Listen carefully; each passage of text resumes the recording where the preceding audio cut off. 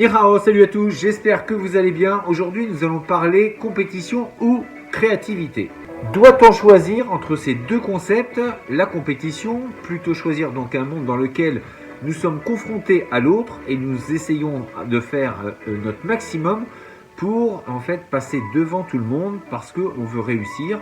Et donc nous sommes dans ce monde de compétition. On retrouve la même chose dans les arts martiaux où bien souvent, eh bien oui, on va dire que la testostérone est présente et entre mâles dominants ou alpha, en tout cas on est dans un monde, on va dire, viril où dans les arts martiaux on a besoin de confrontation et généralement, eh bien, il y a la compétition qui arrive tout naturellement.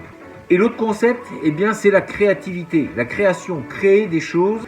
Et dans ce monde-là, eh bien, il n'y a plus de raison de se confronter à l'autre, mais plutôt au contraire d'essayer d'évoluer dans un monde où on va créer des choses pour que tout le monde s'y retrouve.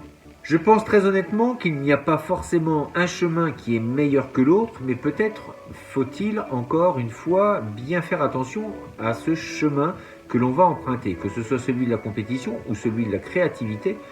Eh bien, il y a de toute façon dans les deux cas des travers qu'il faut absolument éviter. La compétition à outrance, malheureusement, va développer notre ego et en fait, on va un petit peu se perdre dans un monde où on va tout le temps rechercher à écraser les autres. Et là, il y a un des préceptes dans le bouddhisme qui est assez intéressant. Il y en a plusieurs, bien évidemment, mais celui-ci me semble vraiment particulièrement adapté à cette citation, c'est s'élever au plus haut sans écraser les autres. Bien évidemment, le côté positif de la compétition permet de se confronter à soi-même vis-à-vis de quelqu'un qui n'est pas là forcément pour nous caresser dans le sens du poil. Effectivement, celui qui est en face va lui aussi vouloir gagner. Le problème de la compétition, c'est d'en faire une finalité, c'est-à-dire que l'on va tout faire dans notre vie comme si c'était ce qu'il fallait absolument atteindre, être le premier et un petit peu au détriment des autres.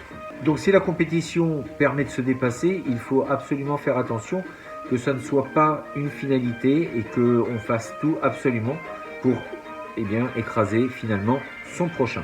Quant à la créativité, eh bien, elle par contre permet vraiment de se réaliser en fonction de ses aspirations. Elle permet de mettre toute son imagination au service généralement des autres également.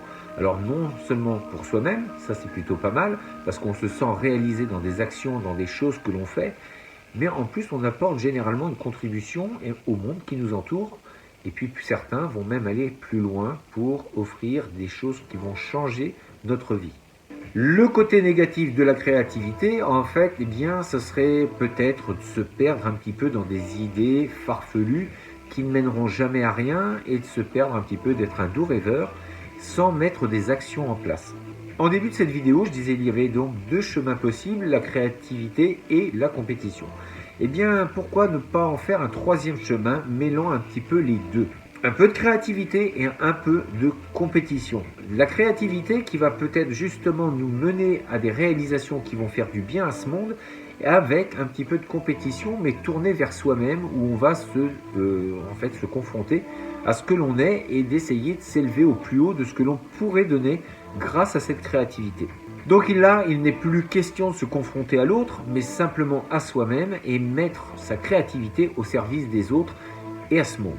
On retrouve donc ces deux principes dans les arts martiaux où si on arrive à mêler les deux, on peut vraiment amener l'art martial vraiment vers d'autres horizons. Je m'explique, plutôt que de mettre de la compétition où on se confronte donc aux autres pour ramener des médailles, est-ce que l'on ne pourrait pas non plus essayer de se confronter à l'autre mais avec des choses qui vont pouvoir bénéficier à tout le monde? Et généralement pour ça, il va y avoir une philosophie qui va nous permettre de nous évoluer et non pas de forcément vouloir détruire l'autre. Quant à la créativité dans les arts martiaux, eh bien, c'est de prendre les outils que l'on a déjà, ça peut être les formes codifiées, ou en tout cas le travail que l'on connaît, et d'en faire des choses complètement différentes, de les adapter à notre monde actuel. Avec des idées nouvelles, chercher à faire des choses complètement, peut-être un peu loufoques sur le moment, mais qui, après réflexion, peuvent donner des résultats complètement spectaculaires. Pour ma part, je pense effectivement que ce troisième chemin est plus adapté à notre pratique. Je pense, encore une fois, que faire un peu de combat, mais sans forcément faire de la compétition qui ramène des médailles. Donc il est important de mettre les gants parfois et de se confronter justement à ses partenaires, de voir un petit peu ce que ça donne. De ne pas faire entrer l'ego, même s'il va être là au début, mais en tout cas d'essayer de le polir, plus ou moins. Et puis cette créativité, essayer d'en faire des choses nouvelles, même nous en tant que pratiquants, en tant que débutants, et bien d'essayer de faire des choses un peu différentes de ce que l'on aurait pu voir en cours, et d'essayer de tenter, d'en faire un petit peu un laboratoire où tout est possible de tenter. Nous sommes des êtres humains, donc nous devons expérimenter également, ça fait partie de notre ADN, nous aimons ça, nous sommes curieux, nous aimons tester, expérimenter, tenter de nouvelles expériences, donc eh bien, il est important de le faire. Donc essayons de mêler les deux, un peu de compétition vis-à-vis de soi-même, un peu de créativité pour donner de nouvelles choses à ce monde. Je pense que c'est une bonne recette et qui peut nous emmener assez loin et sur, je vous le disais tout à l'heure, sur des façons de voir les choses complètement différentes.